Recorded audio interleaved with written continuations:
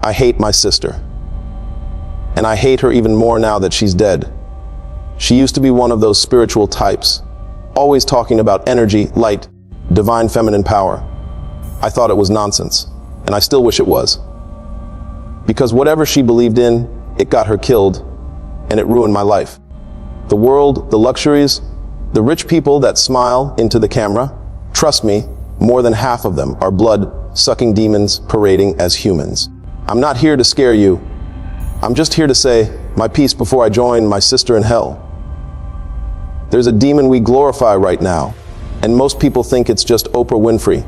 Nah, she's an entity that feeds on souls. And I swear to you, I saw her take that of Beyonce. Whatever you think you know about these two women, it's fake. The interviews, the awards, the smiles, all of it. And I'm here to spill the truth. I know you might want to ask, why now? But then, why not now?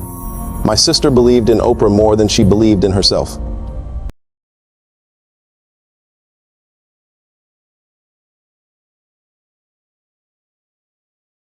To her, it wasn't just admiration, it was devotion. She used to say that working under Oprah wasn't a job, it was a calling. Real women help each other heal. She'd tell me, we don't compete, we align. She meant it. She lived by it. There were Oprah quotes on her fridge.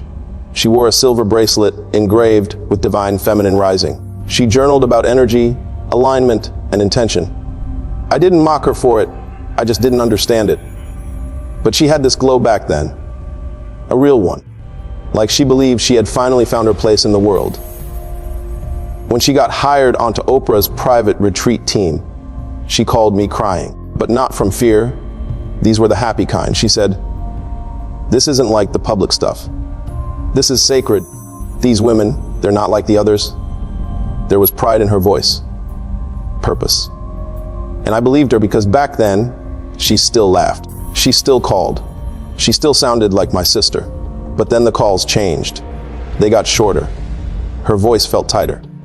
She started speaking like she was reading from a script, soft, careful, like every word had been rehearsed in front of someone who told her how to say it. I remember asking if everything was okay. She always said yes, but it never sounded like the truth.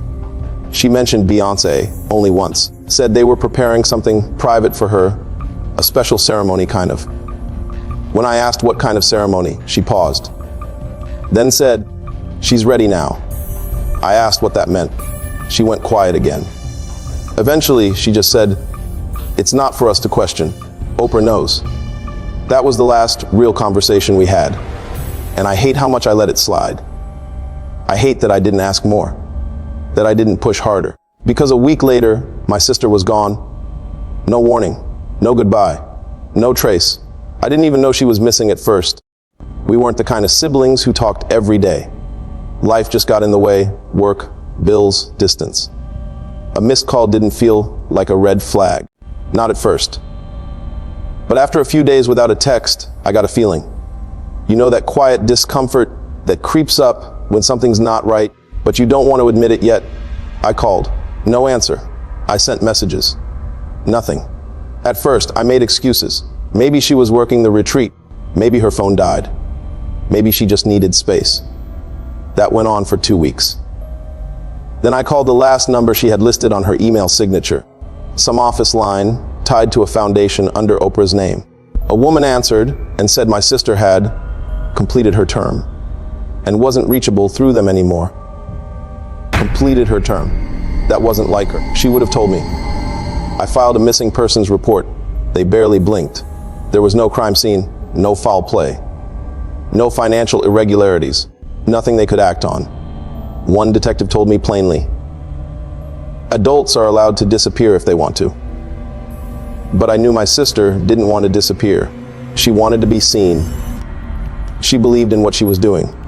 And deep down, I knew something had taken her from that belief and crushed it. So I started searching. Slowly, at first, online forums, retreats, medical centers. Years passed. I went broke twice. I stopped talking to most people. I became the guy who wouldn't shut up about the girl who vanished working for Oprah. I got laughed at, ignored, pushed out of rooms. Then one day I got a tip from someone I didn't know, just an email with a clinic name and no message. I almost deleted it. But I didn't, and that's where I found her. She was alive, technically. They had her under a different name in a private neuro care facility on the outskirts of Tucson. The kind of place for patients who don't recover. The nurse said she was brought in by someone with a Media Foundation credential and paid for in full by-in, anonymous donor. I knew what that meant. They brought her into the visitation room, strapped to a chair, eyes wide, face pale. I thought maybe she wouldn't know me. Maybe it had been too long, or maybe she was just gone. But then I said a name, one word, Beyonce. Her eyes twitched, slowly, like her brain had to wake itself up just to recognize the sound. And then, with barely any breath behind it, she whispered, "She's still in the blue room." I left the clinic that day, but something followed me out. It was my sister's voice. "She's still in the blue room." I couldn't sleep after that, couldn't eat. Her voice haunted the silence between my thoughts. I tried to fight it off with logic, with reason, but grief eats logic for breakfast. I told myself I was just tired or overwhelmed. But every time I closed my eyes, I saw her face frozen, whispering that sentence like a prayer from hell. And I started to believe it wasn't just a room, it was a place where something lingers. I was close to insanity when I decided to leave my job and face my fears. I spent 5 good years of my life wasting away in my basement doing research and gathering information that could help. And that's when I found it. A quiet place tucked inside the devil's paradise. Oprah's private retreat, called the Luma Circle. It was supposed to be a healing sanctuary, a spiritual reset for elite women, where you didn't book a stay, you were summoned. My sister had been summoned once, so had others. And none of them, not a single one of them, came back the same. I forged my way in using a fake name as one of the sanitation crew. They handed me a uniform and an access card without even looking me in the eye. But from the moment I stepped on the island, the air felt wrong, like the trees had been told not to speak, like something old and hungry was buried beneath the soil. The women there looked perfect. Flawless skin, bright eyes, everything money could sculpt, but not one of them looked alive. Their smiles didn't reach their eyes. Their laughter didn't echo. It was like they were being held up by strings. That's when I saw her, Beyonce. But it wasn't her. Not really. She moved like a puppet being guided by invisible hands. Her skin was glowing, but in a way that didn't look human. Like someone had polished a corpse. I couldn't look away. Something deep inside me started screaming, but my feet stayed planted. Behind her, 2 women in white followed like shadows. Pale faces. Wide-set eyes. Identical, they weren't assistants. They were handlers, I suppose. Later that night, I waited after the rest of the crew had left. I wanted to follow some of these women into their inner circle prayer, usually held dead in the night. I didn't plan to follow them. I just did, like something had grabbed me by the ribs and yanked me forward. They moved in silence, barefoot, through the trees. Beyonce in front, the women behind, and another figure leading the way, a tall, bald woman in white, her arms out, head tilted back, mouth moving in slow, silent chants. They passed the meditation hut, the stone fire circle, then veered off the path completely. The farther they walked, the darker it got, not just visually, but spiritually. Like reality itself was pulling away from this place. That's when I saw the wall, carved into the side of the hill, hidden by vines, stone melted into stone. There was no door handle, no symbol, just one glowing light, blue, but not sky blue. This was the color of infection, of drowning, of something old and diseased leaking into the air. The bald woman touched the stone, and it opened. They slipped inside. And just like that, it closed again. I saw no lock click. Nothing like that, and they were gone. Just gone. I stood there shaking. Every bone in my body is screaming to run at this point, but my mind couldn't catch up. I felt like I was watching my own nightmare from inside my skin. Then I heard it, my sister's voice. Not in my ears, in my head. right between my temples, soft and broken. She's still in the blue room. That's when the light above the door started pulsing. Slow, like a heartbeat, and then a sound, wet, sharp, muffled. It didn't sound like pain, it sounded like extraction. Then followed by an ear-shattering scream. I collapsed into the dirt, couldn't breathe, couldn't speak. I bit down on my own hand just to stay conscious. I don't know what they did to her in there, but something was taken. I could feel it in the air, like the ground had just swallowed a soul whole. The light above the door dimmed to black.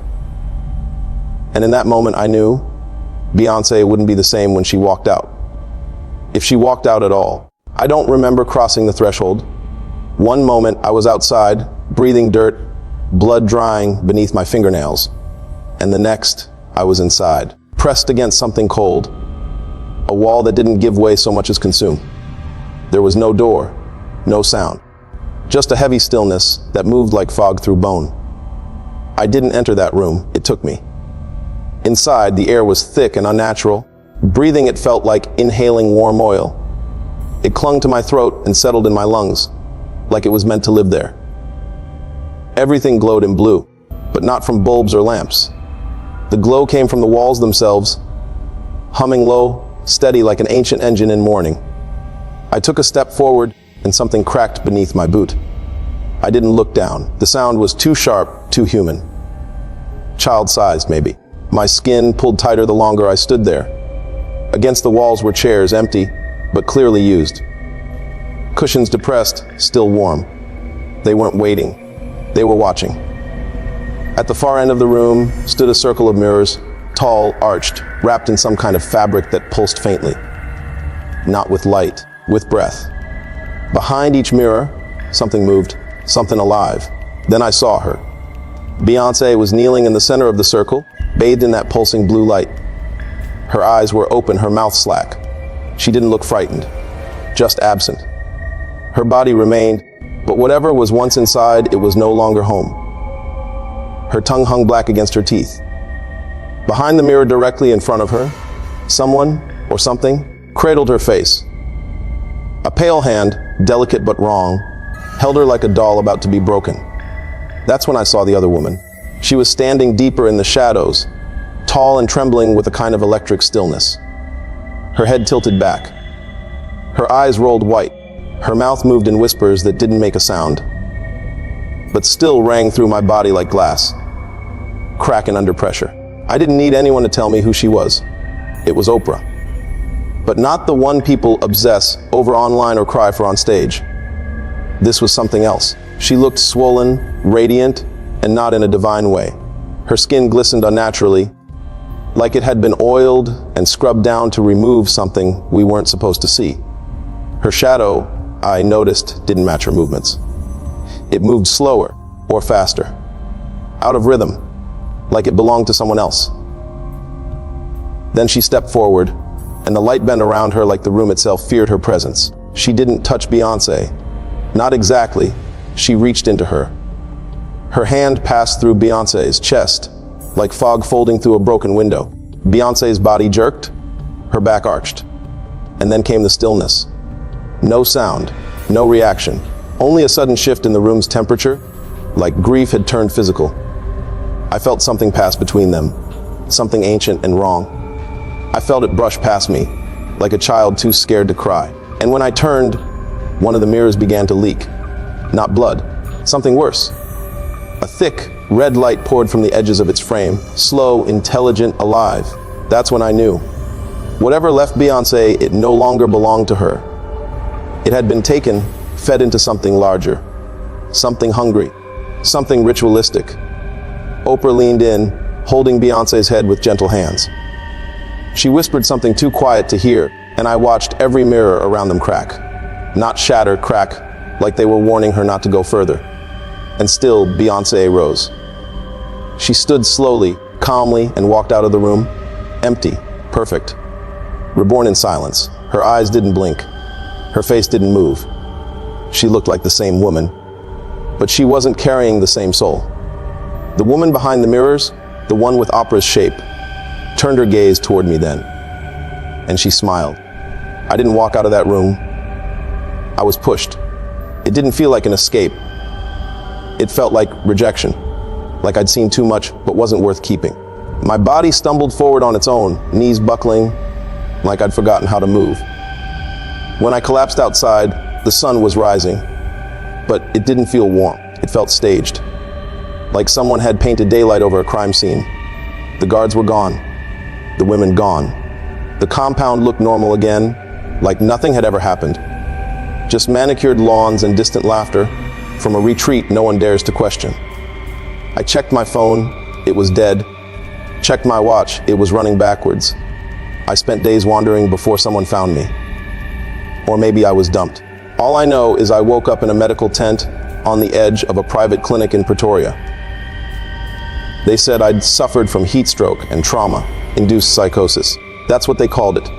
But when I tried to explain what I saw, Beyonce, Oprah, the mirrors, the ritual, they sedated me so fast I couldn't finish the sentence. And when I woke up again, my name was listed under a different file. They didn't want me dead, not yet. They wanted me erased. I spent 6 months locked inside a clinic, drugged into obedience, surrounded by white walls and staff who smiled too wide. They called my memories delusions. They called my silence progress. But every night, I heard it a low hum in the walls, like the blue room was still with me, like I'd been marked. I didn't dream anymore. I just relived Oprah's voice, Beyonce's frozen face, the cracking mirrors, over and over again, like my soul was stuck on a loop it couldn't escape. Even after I got out, nothing was the same. I couldn't hold a job. Friends stopped answering. My apartment was broken into twice, but nothing was stolen. Just things moved. A picture flipped face down. My notes are shredded in patterns, like symbols. They were watching, not through cameras, through me. And Beyonce, she started posting again. Concerts, speeches, humanitarian campaigns. Her glow got brighter, almost too bright. But when I looked into her eyes through that screen, I didn't see a person. I saw a perfectly preserved shell, like a porcelain mask held up by string. She smiles, but something behind her doesn't blink. You think I'm bitter, that I'm crazy, that I made it all up. That's what they want. To isolate people like me. To convince the world that horror only exists in movies and lunatics. But what if I told you Oprah didn't just hurt my sister? She took her apart piece by piece. What if I told you this goddess of femininity is a soul siphon, feeding off the bodies of young women and cloaking it as spiritual transformation? What if the whole world is clapping for Beyonce and she doesn't even know who she is anymore? I've tried everything to rid myself of this curse. Isolation, cleansing rituals, even burning every object I had from that day. But none of it helped, because I don't think I left the blue room. I think it followed me, and I think it's waiting for someone else. It didn't stop with Beyonce, and it didn't start with her either. I used to think what happened was some freak ritual, a one-time horror, a personal nightmare. But the deeper I dug, the more I paid attention to who fades and who rises, I realized this thing stretches further than I ever imagined. Lauryn Hill disappeared at her peak. Britney shaved her head and spoke of things you're not supposed to say.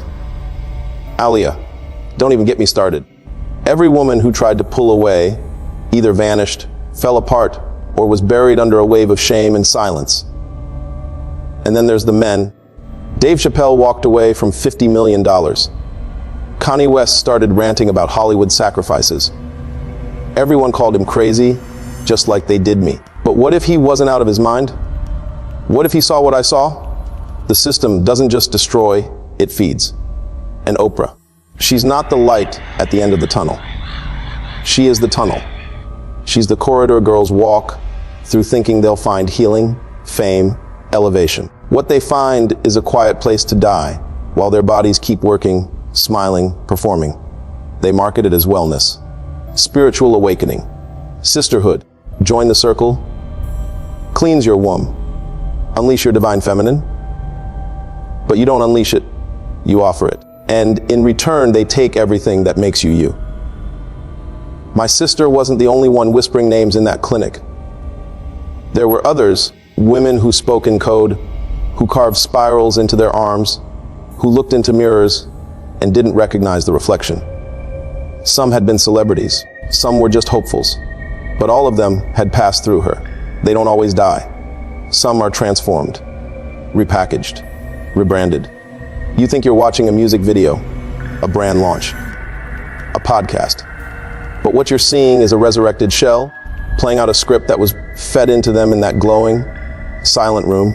They always call it the same thing, the blue room, like it's sacred, like it's beautiful. But I've seen what it really is, a womb and a tomb wrapped into one. And here's the part that keeps me up at night. I think I was part of it. I think they let me live, not to escape, but to carry something out. A message, a curse, a seed. Because ever since that day, I feel her in me, not my sister, her. The one who looked at Beyonce like a lamb on the altar. The one who told me, not everyone is meant to ascend. They say Oprah empowers women. No, she recycles them. And Beyonce, I don't think she knows where she is anymore. I don't think any of them do.